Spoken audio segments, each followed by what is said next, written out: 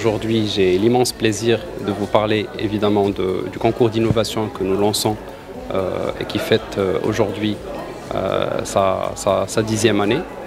Et ce concours d'innovation en fait est très particulier parce que nous sommes sur une étape régionale aujourd'hui et les startups marocaines dans le domaine de l'énergie s'illustrent très bien puisque nous avons reçu des idées extrêmement intéressantes que nous allons évidemment pouvoir accompagner le plus loin possible pour évidemment les mettre en application.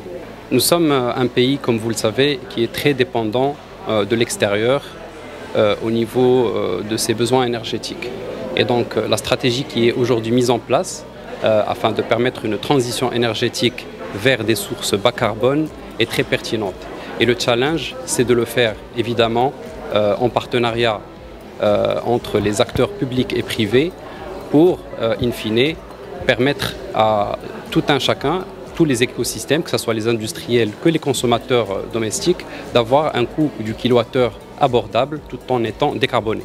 Il faut savoir que le Maroc a été vraiment très riche en propositions. Donc ça démontre justement la maturité de l'écosystème start-up, surtout celles qui sont tournées vers l'innovation au profit du bas carbone.